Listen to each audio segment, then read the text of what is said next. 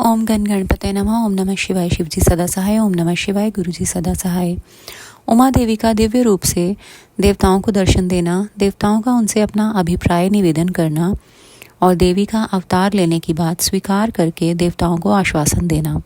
ब्रह्मा जी कहते हैं, नारद, देवताओं के इस प्रकार स्तुति करने पर दुर्गम पीड़ा का नाश करने वाली जगजननी देवी दुर्गा उनके सामने प्रकट हुई।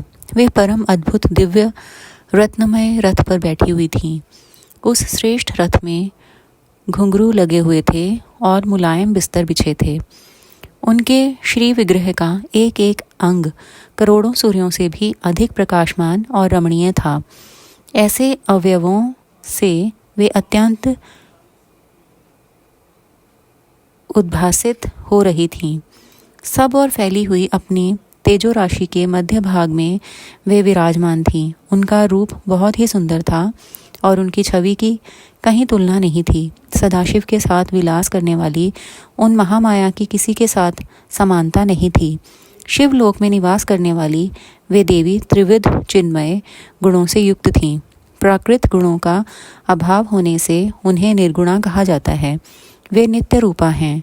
वे दुष्टों पर प्रचंड कोप करने के कारण चंडी कहलाती हैं, परंतु स्वरूप से शिवा कल्याणमयी हैं। सबकी संपूर्ण पीड़ाओं का नाश करने वाली तथा संपूर्ण जगत की माता हैं। वे ही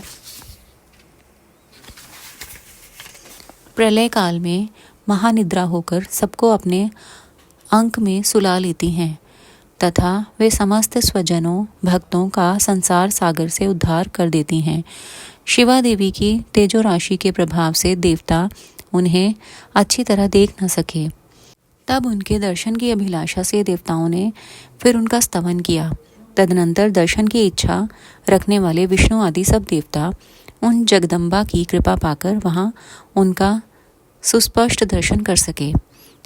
इसके बाद देवता बोले, अंबिके महादेवी, हम सदा आपके दास हैं। आप प्रसन्नता पूर्वक हमारा निवेदन सुने। पहले आप दक्ष की पुत्री रूप से अवतीर्ण हो लोक में रुद्रदेव की वल्लभा हुई थी। उस समय आपने ब्रह्मा जी के तथा दूसरे देवताओं के महान दुख का निवारण किया था। तदनंतर पिता से अनादर पाकर अपनी की हुई प्रतिज्ञा के अनुसार आपने शरीर को त्याग दिया और स्वधाम में पधार गईं।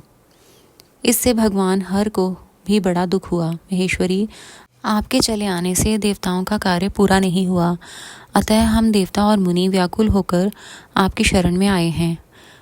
महेशानी शिवे, आप देवताओं का मनोरथ पूर्ण करें जिससे सनत कुमार का वचन सफल हो।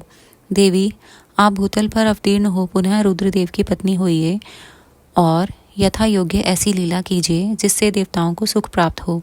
देवी, इससे कैलाश पर्वत पर निवास करने वाले रुद्रदेव भी सुखी होंगे।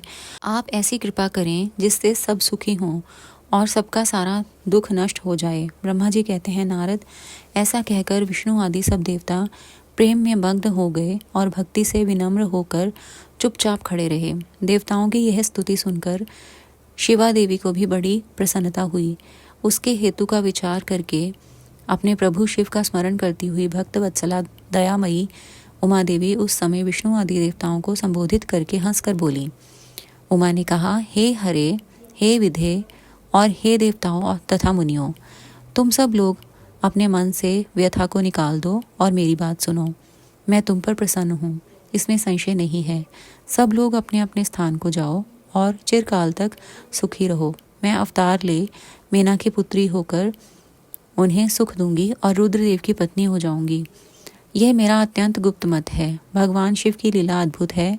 वह ज्ञानियों को भी मोह में डालने वाली है। देवताओं, उस यज्ञ में जाकर पिता के द्वारा अपने स्वामी का अनादर देख जब से मैंने दक्ष जनित शरीर को त्याग दिया है, तभी से वे मेरे स्वामी कालाग्नि रुद्रदेव तत्काल दिगंबर हो गए। वे मेरी ही चिंता में डूबे रहते हैं। उनके मन में यह विचार उठा करता है कि धर्म को जानने वाली सती मेरा रोष देखकर पिता के यज्ञ में गई और वहाँ मेरा अनादर देख मुझ में प्रेम होने के कारण उसने अपना शरीर त्याग दिया। यही सोच वे घर बार छोड़ अलौकिक वेश धारण करके योगी हो गए। मेरी स्वरूपभूता सती के वियोग को वे महेश्वर सहन न कर सके। देवताओं, भगवान रुद्र की भी यह अत्यंत इच्छा है कि भूतल पर मेना और हिमाचल के घर में मेरा अवतार हो, क्योंकि वे पुनः मेरा पाणी ग्रहण करने की अधिक अभिलाषा रखते हैं। अतः मैं रुद्रदेव के संतोष के लिए अवतार लूंगी और लौकिक गति का आश्रय लेकर हिमालय पत्नी मेना की पुत्री होंगी।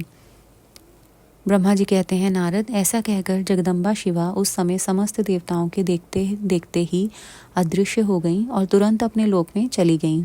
तदनंतर हर्ष से भरे हुए विष्णु आदि समस्त देवता और मुनि उस दिशा को प्रणाम करके अपने अपने धाम में चले गए। शुक्राना गुरुजी महाराज। भूल चूक माफ।